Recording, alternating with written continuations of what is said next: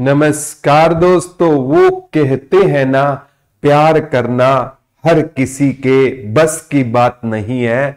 बहुत जिगरा चाहिए खुद की खुशियां बर्बाद करने के लिए। नमस्कार दोस्तों, एक बार फिर से आपका हार्दिक स्वागत है आपके अपने YouTube channel GK by Pradeep sir पे। और जैसा स्टार्टिंग की शायरी से भी आप समझ गए होंगे कि बच्चों इन चीजों में कुछ नहीं पड़ा है, थोड़े टाइम के लिए इनको साइड छोड़ दो, सोना बाबू से संन्यास ले लो और पढ़ाई पर आओ, जो चीजें परमानेंट आपके साथ रहने वाली है। तो जय मां सरस्वती का नाम लेकर जो हमने पंचायती राज की सीरीज स्टार्ट की हुई थी, आज उसका प्यारे बच्चों जय मां सरस्वती का नाम लेकर तीसरा टॉपिक पढ़ रहे हैं, पंचायती राज। आज प्यारे बच्चों हम है ना 73वां संविधान संशोधन है ना, 73वां संविधान संशोधन है ना, उसका बिल्कुल पोस्टमार्टम करने वाले हैं। 73वां संविधान संशोधन आपने है ना कुछ ऐसे क्वेश्चन पढ़ोगे जो आपने सुने ही नहीं होंगे कि पंचायती राज जब संपूर्ण रूप से लागू हुआ उसके बाद सबसे पहले किस स्टेट ने अपनाया था? एमपी मध्य प्रदेश ने अपनाया था। और मध्य प्रदेश में पंचायती राज के लिए चुनाव कब हुआ था? 1994 में हुआ था।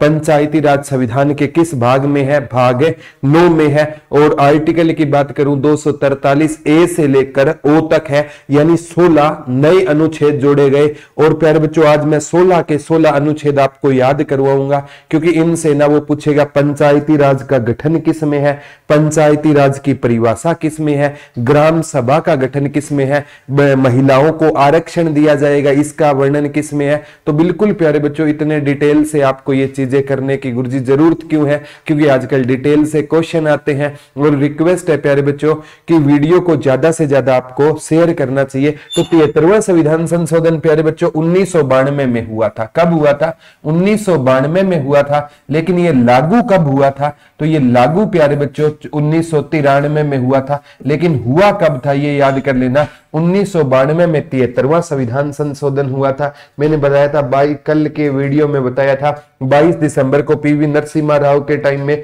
लोकसभा में मंजूरी मिल गई, 23 दिसंबर को राज्यसभा में मंजूरी मिल गई, और फिर 20 अप्रैल को प्यारे बच्चों अगले साल है ना इसको किसने मंजूरी दे दी? राष्ट्रपति ने। तो पंचायती राज लागू कब हुआ था? 24 अप्रैल 1993 को पंचायती राज लागू हुआ। तो प्यारे बच्चों हम पंचायती राज दिवस कब मनाते हैं? तो हम पंचायती राज है ना दिवस मनाते हैं प्यारे बच्चों 24 अप्रैल को हम पंचायती राज दिवस मनाने का काम करते हैं। और अगर ना 74वां संविधान संशोधन पूछे ना, वो लागू हुआ था जून 1993 में लागू हुआ था। तो उसके बारे में हम पढ़ेंगे, अलग लेक्चर में पढ़ेंगे। आज हम 73वां संविधान संशोधन बिल्कुल डिटेल से पढ़ने जा रहे हैं, ए से लेकर आज ओ तक, यानी कितने अनुच्छेद जोड़े गए 243 से 243 के बाद प्यारे बच्चों 243 ए से लेकर ओ तक कितने अनुच्छेद जोड़े गए थे? इसमें 16 नए अनुच्छेद जोड़े गए थे। ये पेपर में पक्का आएगा कि पंचायती राज में कितने नए अनुच्छेद जोड़े। अब कहोगे गुरुजी ओ कितने पर होता है? अगर आपने जब मैं बचपन में बैंकिंग की जब तैयारी करते थे बचपन में, तो क्या ग्रेजुएशन के बाद तो ईजोटी पढ़ते थे, E5 पर, J10 पर, O15 पर, ठीक है, T20 पर पढ़ते थे ना, Y25 पर। तो वही है प्यारे बच्चों, ओ कितना पर है? 15। तो गुरुजी आप 16 कैसे कह रहे हो? तो एक तो 243 खुद हो गया और एक 243 ए से 243 ओ तक टोटल कितने अनुच्छेद रहेंगे? नए 16 अनुच्छेद पंचायती राज में जोड़े गए। क्या गुरुजी 16 के 16 इंपॉर्टेंट है? प्यारे बच्चों 16 के 16 याद तो करवा दूंगा, लेकिन इसमें ना 5 से लेकर 6 बड़े इंपॉर्टेंट है। और आज अगर ये पढ़ लिया ना, फ्यूचर में आपको कभी दिक्कतें नहीं आएगी। तो पंचायती राज 73वां संविधान संशोधन है 1992 में आया। तो प्यारे बच्चों किताबों में 1992 और 93 मिलेगा, लेकिन ये आया 1992 में था, लागू 1993 में हुआ। तो कंफ्यूज मत करना, ज्यादा 1992 के साथ ही किताबें जाती है। लेकिन 1993 में लागू हुआ, तो इसलिए किताबों में 93 में मिले, लेकिन 1992 क्या रहेगा? इसका राइट आंसर रहेगा। अब इसके आगे पढ़ते हैं। पंचायती राज है ना, ये संविधान के किस भाग में है? तो संविधान के भाग 9 में है। और ये जब भारत आजाद हुआ था ना, तो उस टाइम क्या जोड़े गए थे प्यारे बच्चों? नीति निर्देशक सिद्धांत जोड़े गए थे। नीति निर्देशक सिद्धांत जोड़े गए थे। और नीति निर्देशक सिद्धांत हमने किस देश से लिए थे? आयरलैंड से लिए थे। और इसमें ना भाग जो संविधान का अनुच्छेद है ना 40, संविधान का छेद है कौन सा रहेगा, अनुच्छेद है ना 40, उसमें है ना भी पंचायती राज के बारे में क्या है, वर्णन रहेगा। और नीति निर्देशक सिद्धांत है ना, ये राज्यों का दायित्व होता है, जरूरी नहीं है कि इन्हें लागू किया जाए या नहीं किया जाए। तो प्यारे बच्चों आज हमें ना ये मतलब और ये पूछा जाएगा कि 73वें संविधान संशोधन द्वारा कौन सी अनुसूची जोड़ी गई, 11वीं अनुसूची जोड़ी गई। तो ये पेपर में पक्का आएगा कि पंचायती राज का वर्णन किस अनुसूची में रहेगा, 11वीं अनुसूची में रहेगा। एक बार पूछा था 11वीं अनुसूची में ना, 11वीं अनुसूची में कानून बनाने के लिए कितने विषय है, तो 11वीं अनुसूची में कानून बनाने के लिए प्यारे बच्चों 29 विषय रहेंगे। कितने विषय रहेंगे, 29 विषय रहेंगे।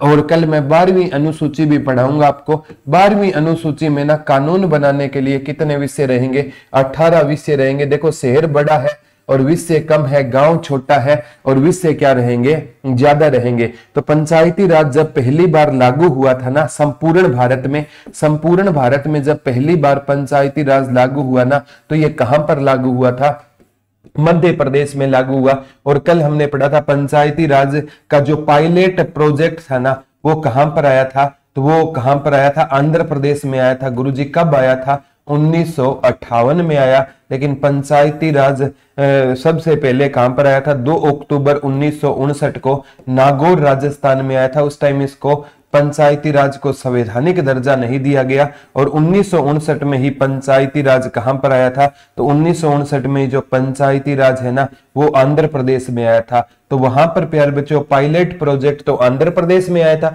और संपूर्ण भारत में यानी जब इसको क्या दिया गया था, संवैधानिक दर्जा दिया गया ना, उसके बाद पंचायती राज कहां पर आया था, मध्य प्रदेश में आया था। एमपी में आया था, कहां पर आया था, मध्य प्रदेश में आया था। तो 73वें संविधान संशोधन द्वारा एक तो ये पूछा जाएगा कौन सी शेड्यूल जोड़ा गया था, 11वीं अनुसूची जोड़ी गई थी और कितने अनुच्छेद जोड़े गए थे, 16 नए अनुच्छेद जोड़े गए थे, 16 नए अनुच्छेद जोड़े गए थे। और प्यारे बच्चों कहां से कहां तक रहेगा, 243 और 243 ए से लेकर ओ तक कितने नए अनुच्छेद जोड़े गए थे, 16 नए अनुच्छेद जोड़े गए थे। संविधान का कौन सा भाग में रहेगा, भाग 9 में रहेगा। और वैसे नीति निर्देशक सिद्धांत की बात करूं तो पंचायती राज किस में रहेगा, 40 में रहेगा। और कानून बनाने के लिए इसके पास कितने विषय होते हैं, पंचायती राज के पास है 29 विषय होंगे। अब प्यारे बच्चों 243 है ना आर्टिकल, अभी ए से लेकर ओ तक हमें आर्टिकल पढ़ने हैं,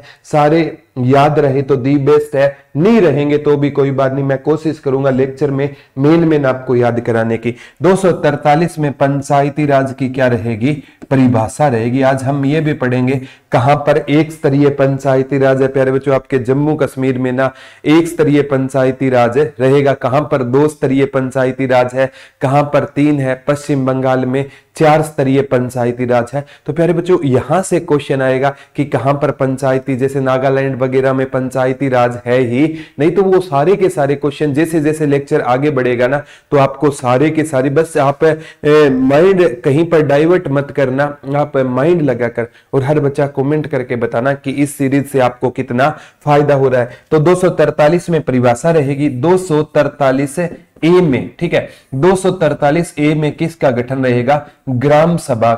किसके बारे में वर्णन रहेगा, ग्राम सभा के बारे में वर्णन रहेगा। तो अब पहले प्यारे बच्चों कोई भी आर्टिकल होता है 243, कोई भी चीज होती है उसमें तो परिभाषा होगी।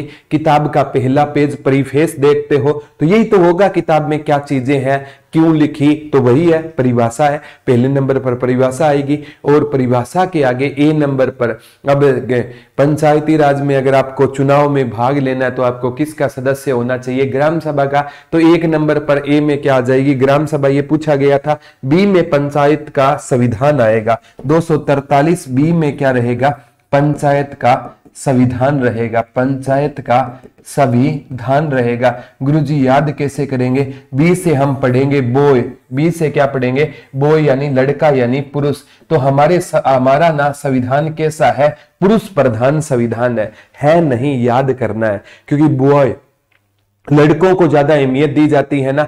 तो दो मतलब हमारे संविधान में ये है प्यारे बच्चों, कहीं ना कहीं जब हम कहते हैं ना हमारी बेटियां किसी से कम नहीं है, तो हम मान चुके हैं कि हमारी बेटियां किसी से क्या है, कम है। हमारी सरकार योजना ही ऐसी चलाती है, बेटी बचाओ बेटी पढ़ाओ, तो वो ऑलरेडी मान चुकी है कि हमारी बेटी कमजोर है। योजना ऐसी बनानी चाहिए, बेटे को समझाओ, ना माने तो थप्पड़ लगाओ, ऐसी योजना चलानी चाहिए। क्योंकि हम मान चुके, हमारी सरकार की योजनाएं है ना, वो खुद कहती है कि बेटियां कमजोर है। अगर कमजोर नहीं है तो कहने की जरूरत क्यों है, बेटी को बचाने की जरूरत क्यों है? तो हमें मानसिकता चेंज लाने की प्यारे बच्चों जरूरत है। आप इस बात से कितने सहमत हो कमेंट करके जरूर बताना। तो बी फॉर बॉय, संविधान में किसको महत्व दिया गया है? बॉय। तो 243 बी में क्या है? पंचायत का क्या रहेगा? संविधान रहेगा। ए में 243 में परिभाषा, ए में ग्राम सभा, बी फॉर बॉय माने संविधान, तो ये याद कर सकते हो। सी में पंचायतों का गठन होगा।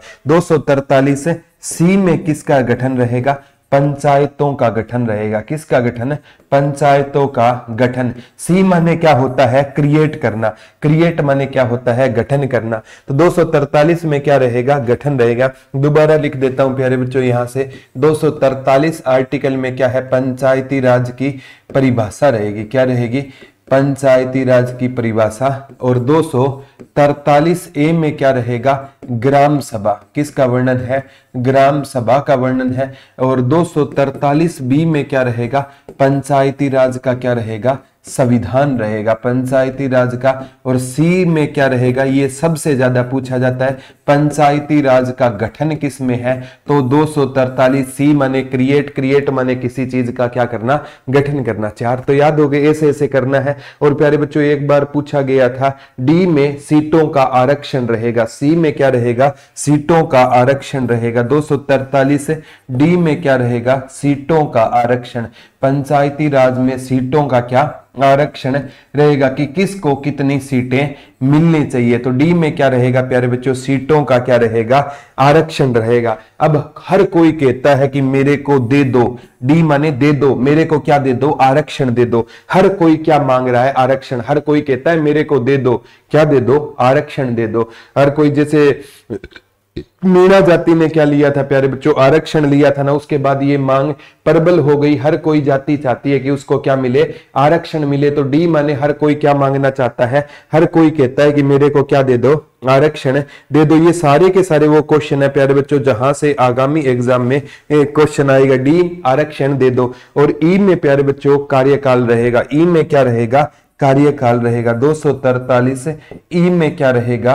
कार्यकाल रहेगा। क्या रहेगा? कार्यकाल, यानी कार्यकाल कितना रहेगा। ई में क्या रहेगा? ये पेपर में पूछा जाने वाला क्वेश्चन रहेगा। ई में क्या रहेगा? कार्यकाल रहेगा। ठीक है, याद ना रहे प्यारे बच्चों, हमें जैसे आजकल ई लर्निंग हो गया, ई दिशा हो गया, तो हमारे सारे कार्य किस में होते हैं? ई में होते हैं। ई रिचार्ज हो गया, ठीक है, तो हमारे सारे कार्य किस में होंगे? ई में होंगे। तो 243 ई में कार्यकाल रहेगा। और 243 एफ में क्या रहेगा? 243 एफ में क्या रहेगा? तो प्यारे बच्चों अयोग्यता रहेगी। क्या रहेगी? पंचायती राज में अयोग्यता का भी वर्णन रहेगा कि आप अयोग्य किस प्रकार हो सकते हो। आपको पंचायती राज का सदस्य बनने के लिए क्या क्या योग्यताएं होनी चाहिए, और ये योग्यता नहीं होगी तो आप अयोग्य हो। तो एप्स माने क्या होता है? फाल्स। और फाल्स माने झूठा होता है, और झूठा आदमी क्या होता है? अयोग्य होता है। एफ माने फॉल्स, जैसे स्टेटमेंट होती है ना, एक ट्रू होती है, एक फॉल्स होती है। तो प्यारे बच्चों एफ माने फॉल्स, फॉल्स माने अयोग्यता। देखो 243 में क्या थी?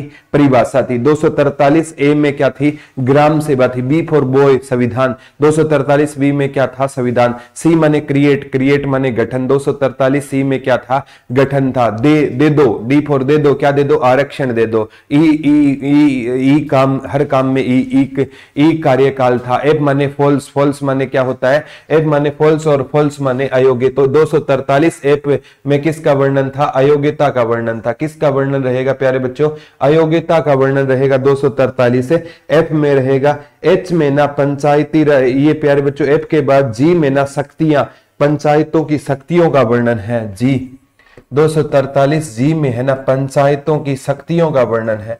पंचायतों की शक्तियों का वर्णन रहेगा। किसकी वर्णन रहेगा? शक्तियों का वर्णन रहेगा। जैसे Parle G, G for genius, G for genius, जो आदमी जीनियस होगा उसके पास क्या होगी? शक्तियां होगी। जैसे जी फॉर जीनियस, पार्ले जी में बोलते हैं ना जी फॉर जीनियस, जो आदमी जीनियस होगा ना उसके पास क्या होगी? शक्तियां होगी। अगर आप जीनियस हो प्यारे बच्चों, आईएएस बन गए तो आपके पास क्या होगी? शक्तियां होगी। जी फॉर जीनियस, जीनियस आदमी के पास क्या होगी? शक्तियां होगी। एच है ना, इसमें पूछा गया पंचायतों का करारोपण, 243 एच में पंचायतों का करारोपण यानी कर से संबंधित, पंचायतों का करारोपण किस में रहेगा? तो पंचायतों का करारोपण 243 एच में रहेगा। किस में रहेगा प्यारे बच्चों?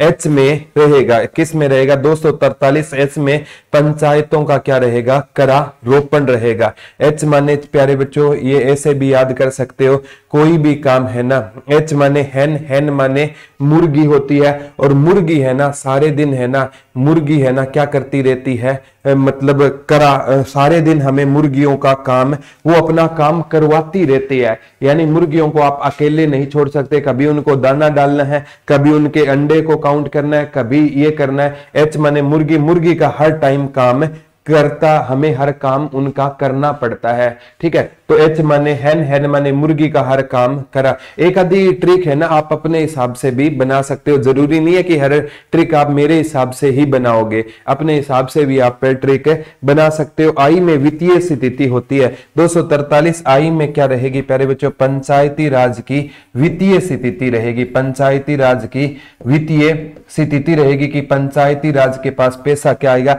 आई फॉर इनकम, इनकम माने क्या होता है? वित्त होता है। आई फॉर एच करारोपण, एच माने हैन मुर्गी काम करवाती रहती है। आई माने इनकम, इनकम माने पंचायती राज की वित्तीय स्थिति। एक बार सारी लिख लो, फिर प्यारे बच्चों आराम से मैं इनको एक राउंड में सभी को याद करवा दूंगा। जे पंचायतों के लेखा, पंचायतों के लेखा का अंकेलन है ना जे में होता है। पंचायतों के आई जे, पंचायतों के लेखा जोखा का ना अंकेलन वो किस में होता है प्यारे बच्चों? वो जे में होता है। किस में होता है? लेखा जोखा पंचायतों का किस में होता है? उनका आंकलन किस में होता है? जे में होता है। किस में होता है? आई जे, जे में क्या होता है? पंचायतों का लेखा जोखा होता है। क्या होता है? जे में पंचायतों का क्या होता है? लेखा जोखे का आंकलन किस में होगा? पंचायतों के जे में होगा। ए से लेकर ओ तक कितने अनुच्छेद रहेंगे? 16 अनुच्छेद रहेंगे। जे में क्या होगा? पंचायतों के लेखा जोखा का आंकलन रहेगा। जे माने जैक होता है ना, क्या होता है? जे माने जैक होता है। और कोई भी काम है ना हमारा चलता नहीं है ना, हमें कोई आंकलन, कोई आंकड़ा प्रस्तुत करना है, हमें आता नहीं है तो हम कोई आंकड़ा देना है ना लेखा जोखे का, हम जैक लगा देते हैं। कहते हैं ना हरियाणा वालों के पास जुगाड़ है, काम इनको आए ना आए लेकिन ये जैक लगा देते हैं, जुगाड़। तो पंचायतों को लेखा आंकलन का वर्णन किस में रहेगा? जे में रहेगा। के में प्यारे बच्चों पंचायती राज का चुनाव रहेगा, ये सबसे ज्यादा पूछा जाएगा। 243 के में क्या रहेगा? पंचायती राज का चुनाव होगा। यानी पंचायती राज का चुनाव 5 वर्ष के लिए होता है, और कोई भी इस पंचायत बीच में अगर भंग हो गई या कोई सरपंच की कोई मतलब मिस हैपनिंग हो गई तो 6 महीने के अंदर चुनाव होना चाहिए। 6 महीने वाला एग्जाम में पक्का पूछा जाएगा। 243 के में क्या होता है? चुनाव होता है। के में क्या होता है? चुनाव होता है। याद कैसे कर लोगे? के में क्या होता है? चुनाव होता है। जैसे के में आप याद कर सकते हो प्यारे बच्चों, के से हम क्या करेंगे? क्रिएट करेंगे। के से, वैसे सी से होता है क्रिएट गठन, और के से हम क्या करेंगे? क्रिएट दोबारा क्या करेंगे? चुनाव करेंगे। के से क्या करेंगे? चुनाव दोबारा करेंगे। या ऐसे याद कर सकते हो प्यारे बच्चों, के माने क्या होती है? काइट, काइट माने पतंग, और जो पतंग होता है ना, और पतंग एक मकर संक्रांति पर पतंग उड़ाई जाती है, और जो सबसे ज्यादा काइट काटता है ना, पतंग काटता है, और वो उसका विनर के रूप में क्या होता है? चुनाव होता है। मकर संक्रांति है ना, ये प्यारे बच्चों 14 जनवरी को होती है। ये हरियाणा में एक बार एग्जाम में पूछा गया था। तो के फॉर काइट, काइट में पतंग काटने वाले का क्या होता है? चुनाव होता है। तो प्यारे बच्चों सी में क्या था, पंचायती राज का गठन था। सी में क्या था, पंचायती राज का गठन था, ये इंपॉर्टेंट है। ई में क्या है, ई कार्य, तो ई में कार्यकाल था, ये भी इंपॉर्टेंट है। एफ ज्यादा पूछा गया है, अयोग्यता, ये भी इंपॉर्टेंट है। के चुनाव सबसे ज्यादा पूछा जाने वाला क्वेश्चन है रहेगा। एक एग्जाम में एल संघीय क्षेत्र में लागू, एल माने क्या होता है, संघीय क्षेत्र में लागू, पंचायती राज है ना, 243 एल में क्या होता है, संघीय क्षेत्र में लागू, संघीय क्षेत्र में भी पंचायती क्षेत्र में लागू, संघीय क्षेत्र में लागू करने का वर्णन किस में मिलेगा, 243 एल में मिलेगा। संघीय क्षेत्र में लागू, एल माने लायन होता है, और लायन प्यारे बच्चों जंगल की खामोशी बता देती है कि जंगल का राजा कौन है, शेर होता है, शेर के लिए चुनाव नहीं होता। संघ सबसे ऊपर होता है ना, केंद्र में संघ सूची पर कानून कौन बनाएगा, केंद्र। एल माने लायन, लायन कहां होता है, सेंटर में होता है, तो संघीय हो गया। और प्यारे बच्चों मामलों में लागू, ये पूछा जाता है 243 एम, ये क्या होता है, कथिपथ मामलों में लागू होता है, कथिपथ मामलों में लागू होता है। 243 एल एम ये कथिपथ मामलों में क्या होता है, लागू होता है, ये कभी पूछा नहीं गया है। 243 एम कथिपथ मामलों में क्या होता है, लागू होता है। सारे के सारे आपको ये चीजें मेनली याद, मेन आपको करा दूंगा। 243 एन पहले से जो होते हैं ना, पहले से विद्यमान कानून होते हैं। 243 एन में क्या होते हैं, पहले से विद्यमान कानून होते हैं। 243 एन में क्या होते हैं, पहले से विद्यमान कानून होते हैं। तो पहले से यानी जो कानून पहले से विद्यमान है, यानी एन माने न्यू कानून नहीं आएंगे, ओल्ड आएंगे, एन का उल्टा ओल्ड। 243 में एन में क्या होते हैं, पहले से विद्यमान कानून होते हैं। और ओ में चुनावी मामलों में न्यायालय का हस्तक्षेप पर रोक। 243 ओ में किसका वर्णन है कि चुनावी मामले में न्यायालयों के हस्तक्षेप पर रोक का वर्णन है, हस्तक्षेप पर रोक का वर्णन है। ओ माने क्या होता है, चुनावी मामलों में न्यायालयों के हस्तक्षेप पर रोक रहेगी। याद करना प्यारे बच्चों, कोशिश करते हैं दोबारा। 243 में क्या थी, पंचायती राज की परिभाषा थी। 243 ए में क्या था, ग्राम सभा की बात की गई थी। और सबसे इंपॉर्टेंट है किस में था, 243 ए में ग्राम सभा, बी मतलब बोय संविधान, तो पंचायती राज का संविधान किस में था, 243 बी। सी में क्रिएट, पंचायती राज का गठन किस में था, सी में था। डी में दे दो आरक्षण, तो आरक्षण की बात किस में थी, डी। ई में कार्य, तो ई कार्य, ई 4 जैसे ई में क्या होगा, कार्यों का, कार्यकाल का वर्णन था। एफ माने फाल्स, फाल्स माने अयोग्यता, एफ में क्या थी, अयोग्यता का वर्णन था। ऐसे प्यारे बच्चों आप याद कर सकते हो, एफ इंपॉर्टेंट है। जी से भी प्यारे बच्चों, जी फॉर जीनियस, जो जीनियस होगा तो उसके पास क्या होगी, शक्तियां, तो पंचायती राज में शक्तियों का क्या था वर्णन। एच माने हैन मुर्गी काम करवाती रहती है, करारोपण के बारे में था, ठीक है। एच आई में क्या था प्यारे बच्चों, आई इनकम, तो इसमें वित्तीय साधनों का क्या था वर्णन था। जैक लेखा जोखा, ठीक है, पंचायती राज का जैक लगाते हैं प्यारे बच्चों, जैक। फिर हमने पढ़ा था के काइट माने क्या होता है, जीतने वाले का चुनाव होता है, तो के में क्या था, चुनाव था, ठीक है। जे के एल माने लायन कहां पर रहता है, संघ में रहता है, तो संघीय क्षेत्र का वर्णन किस में था, एल में था। ऐसे करके प्यारे बच्चों आप चीजों को याद कर सकते हो, ठीक है। एल एम में क्या था, ये कथिपथ मामलों में लागू था। और एन में क्या था, पहले से जो विद्यमान कानून थे। और लास्ट में क्या था, चुनावी मामलों में न्यायालयों का हस्तक्षेप पर रोक की बात की गई थी। थोड़ा मेरे हिसाब से आपको चीजें क्लियर हो गई होगी। मेन आपको क्या करना है, एक तो परिभाषा वाला पूछा जाता है, एक पूछा जाता है प्यारे बच्चों इसके संविधान का पूछा जाता है, एक इसका गठन का पूछा जाता है, एक आरक्षण का पूछा जाता है, एक कार्यकाल का पूछा जाता है, एक अयोग्यता का पूछा जाता है, ये अनुच्छेद है ना, ये आपको, और एक चुनाव का पूछा जाता है। ये अनुच्छेद आपको याद करने हैं, बाकी ना रहे तो भी कोई बात है नहीं है। और प्यारे बच्चों एक बार इस चीज को आप और रिपीट कर लिया ना, मैं गारंटी लेता हूं 16 के 16 अनुच्छेद आपको याद हो जाएंगे। मैंने अपनी तरफ से कोशिश की है, हो सकता है कि किसी को याद ना रहे तो मैं आपसे माफी चाहता हूं प्यारे बच्चों। और सबसे जरूरी बात है, अगर आप है ना पूरा का पूरा प्यारे बच्चों ग्राम सचिव कनाल पटवारी और पटवारी का कोर्स लेना चाहते हो ना, 899 रुपए में ये लाइव बैच है। क्या है? लाइव बैच रहेगा। और रिकॉर्डेड 499 रुपए में रहेगा।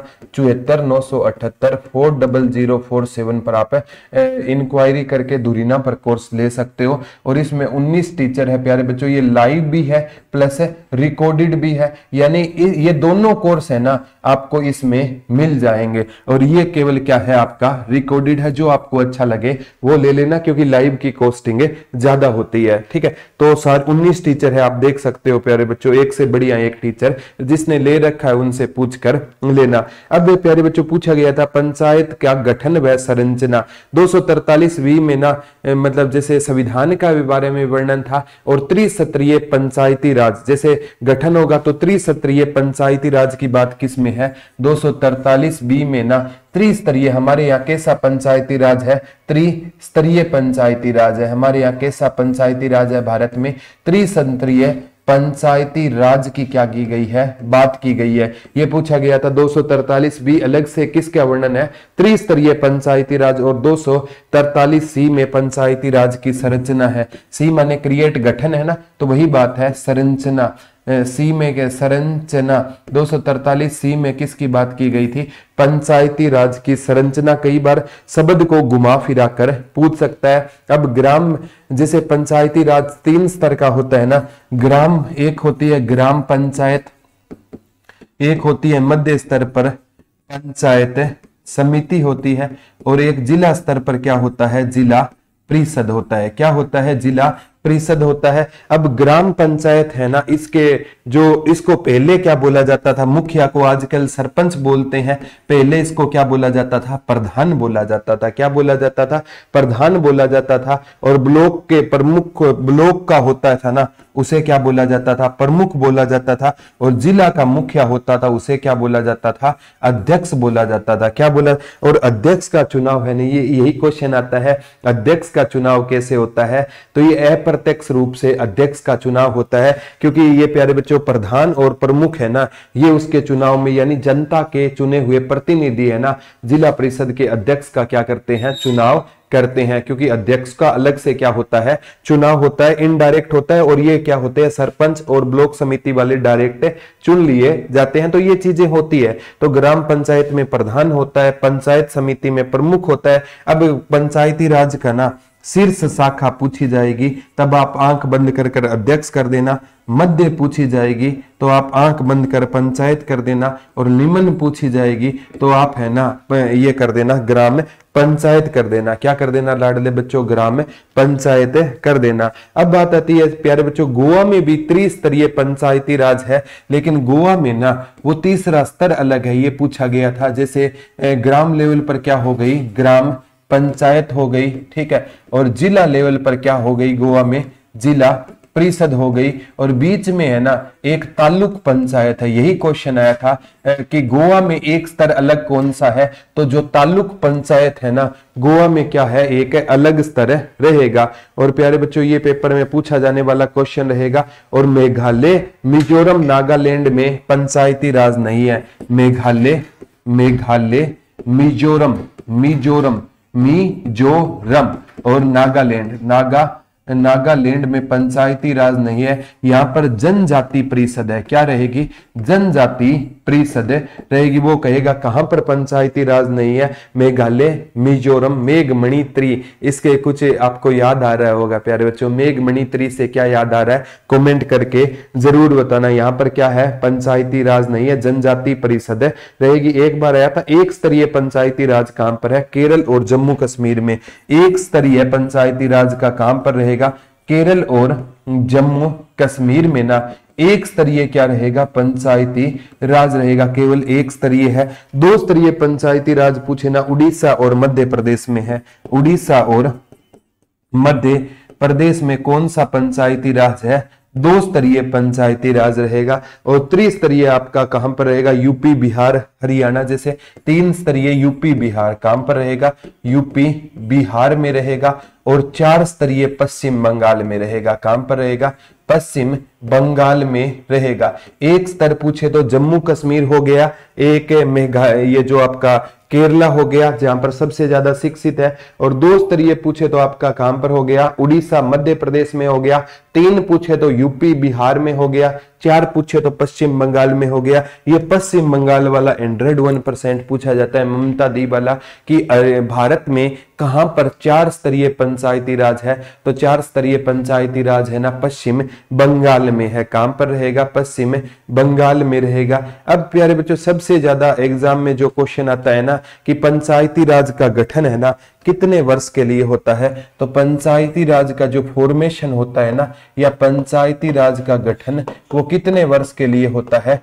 5 वर्ष के लिए पंचायती राज का क्या होता है? गठन होता है। और अगर प्यारे बच्चों पंचायत पहले अगर भंग कर दी जाए ना तो 6 माह के अंदर है ना पंचायती राज में क्या होना जरूरी है? 6 माह के अंदर पंचायती राज में क्या होना जरूरी है प्यारे बच्चों?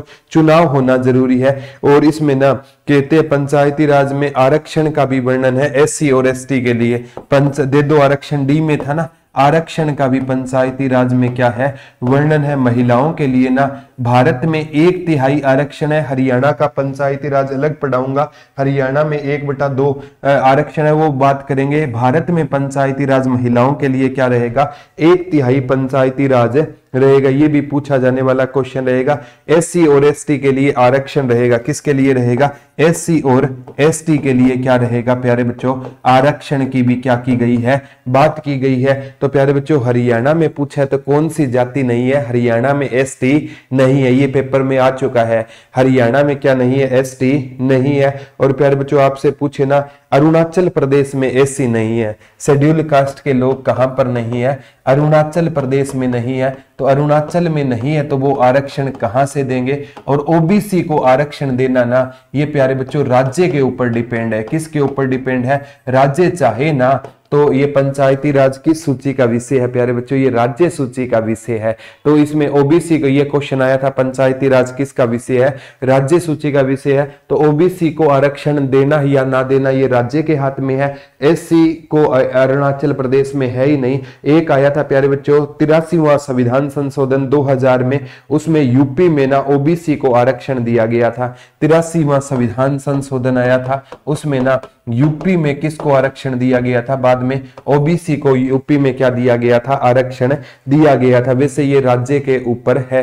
एक संविधान संशोधन करना पड़ गया था, 83वां संविधान संशोधन करना पड़ गया था। पहले जो कमेंट करके बताना कि प्रॉपर 83वां संविधान संशोधन कब हुआ। जो करेगा ना उसको अगली वीडियो में मैं उसका नाम लूंगा। तो मेघालय मिजोरम नागालैंड में क्या है? जनजातीय परिषद रहेगी। 243F में क्या है? अयोग्यता है।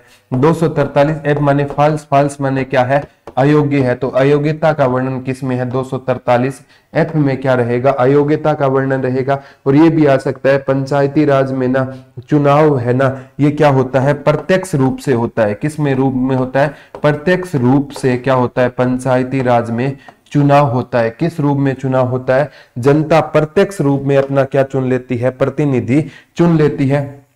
और ये भी आ सकता है जो अध्यक्ष का होता है ना, जिला परिषद के अध्यक्ष का होता है ना चुनाव, उसमें ना जनता भाग नहीं लेती, जनता के चुने हुए प्रतिनिधि भाग लेते हैं। और पंचायती राज में ना पंचायती राज में मतदान करने यानी पंचायती राज में जो सरपंच पढ़ते हो ना उसका चुनाव लड़ने के लिए आपकी एज कितनी होनी चाहिए? तो सरपंच का चुनाव लड़ने के लिए एज 21 वर्ष होनी चाहिए। और इसकी योग्यता है कि वो विधानसभा का सदस्य बनने के क्या हो? योग्यता, बराबर योग्यता। वैसे विधानसभा का सदस्य बनने के लिए एज 25 वर्ष है। इसमें इतना ही फर्क है कि एज तो 21 वर्ष है और वो सारी योग्यताएं होनी चाहिए जो विधानसभा का सदस्य बनने के लिए है। पागल व दिवालिया ना हो, सरकार की पद पर आसीन, वो उस टाइप की योग्यता होती है। तो 21 वर्ष रहेगा विधानसभा का सदस्य बनने के लिए एज, मतलब वो योग्यता होनी चाहिए। और 21 वर्ष। और ग्राम सभा का ना सदस्य बनने के लिए आपकी एज कितनी चाहिए? ये भी पूछा गया था। ग्राम सभा का वर्णन 243A में था। ठीक है, तो प्यारे बच्चों 18 वर्ष होनी चाहिए। और मतदान करने की एज पहले 21 वर्ष होती थी 1989 से पहले, अभी कितनी है? 18 वर्ष है। राजीव गांधी के टाइम में ना मतदान करने की एज है ना 21 वर्ष से घटाकर कितनी कर दी गई थी, 18 वर्ष कर दी गई थी। किसके टाइम में कर दी गई थी, राजीव गांधी के टाइम में ये एज है ना कम है कर दी गई थी। तो ये टॉपिक है ना बहुत इंपॉर्टेंट महत्व रखता है, सारे के सारे है ना। हरियाणा के पंचायती राज में ना अब हरियाणा है ना वो भी कल हम पढ़ाएंगे। सबसे पहले ईवीएम का प्रयोग, इलेक्ट्रॉनिक वोटिंग मशीन का प्रयोग केरल में किया गया। हरियाणा भारत का पहला राज्य था जिसने 2007 के पंचायती राज के चुनाव में ना ईवीएम का, तो ये क्वेश्चन आता है कि पंचायती राज चुनाव में ईवीएम का प्रयोग करने वाला भारत का पहला राज्य कौन सा था, हरियाणा। और जो जींद उपचुनाव हुआ था ना 2019 में, उसमें VVPAT voter verified paper audit trail का क्या किया गया था, प्रयोग किया गया। उसमें दुष्यंत चौटाला की हार हुई थी और उस टाइम उनका चुनाव चिन्ह क्या होता था, चंपल होता था। आम आदमी पार्टी के साथ मिलकर उन्होंने क्या लड़ा था, चुनाव लड़ा था। अभी हरियाणा में ना प्यारे बच्चों इलाहाबाद सीट पर इलेक्शन हुआ था, यानी उपचुनाव हुआ था, बाई इलेक्शन हुआ था। और इसमें भी कौन जीते हैं प्यारे बच्चों, जो सीट के अभय सिंह चौटाला ने इस्तीफा दिया था ना वो दोबारा यहां से मतलब इलेक्ट कर लिए गए हैं, दोबारा चुन लिए गए हैं। तो ये चीजें होती है प्यारे बच्चों, अच्छे से आपको याद करना है। तो वो किसका चुनाव था इलाहाबाद पर, वो पंचायती राज का तो चुनाव नहीं था, लेकिन ना पंचायती राज के चुनाव में पहली बार हुआ कि ईवीएम का क्या किया गया था, प्रयोग किया गया था हरियाणा में। और भी प्यारे बच्चों हरियाणा में सरपंच को ना हम राइट टू रिकॉल के द्वारा हटा सकते हैं। और पंचायती राज में ना सरपंच की योग्यता तय करने वाला कि पढ़ा लिखा इंसान सरपंच होना चाहिए। हरियाणा भारत का क्या बना था, दूसरा राज्य बना था। राजस्थान में ना ये है कि पंचायती राज में शैक्षणिक योग्यता तय थी, तो हरियाणा देखो ईवीएम का प्रयोग करने वाला पंचायती राज में हरियाणा भारत का पहला रहेगा और शैक्षणिक योग्यता तय करने वाला दूसरा रहेगा। और क्या क्या शैक्षणिक योग्यता होनी चाहिए, जर्नल के लिए 10 पढ़ा होना चाहिए, महिला 8 पढ़ी लिखी होनी चाहिए, ओबीसी मतलब एससी के लिए कितना होना चाहिए, वो कल के वीडियो में हम डिस्कस करेंगे। क्योंकि प्यारे बच्चों एक्ट तक पहुंचने से पहले ना पंचायती राज की बेसिक जानकारी आपको होना जरूरी है। और मैं तो ऐसा टीचर हूं जो कंसेप्ट पर विश्वास रखता हूं कि बच्चों को कंसेप्ट समझा दिया जाए। तो प्यारे बच्चों 243 ए से लेकर ओ तक है ना ये 16 अनुच्छेद में कोई भी अनुच्छेद आपसे पूछ सकता है। अगर वीडियो को आपने एक या दो बार आपने देखा ना, गारंटी लेता हूं 16 के 16 अनुच्छेद आपको याद हो जाएंगे। और इन्हीं अनुच्छेदों से एक आधा क्वेश्चन आपके एग्जाम में आ जाएगा। 1 नंबर से ही तो सिलेक्शन हो सकता है लाडले बच्चों, और 1 नंबर से ही सिलेक्शन है रुक सकता है। मैं तो कहना मेहनत करना थम, कंटेंट का प्रबंध करेंगे हम। आप मेहनत में कमी मत छोड़ना और कंटेंट हम जरूर देंगे। जैसे ही पंचायती राज ये पूरा हो जाएगा ना, तो मैं आपको कनाल पटवारी का डेटा वो अलग से वीडियो में प्रोवाइड करवाता रहूंगा, चिंता मत करना।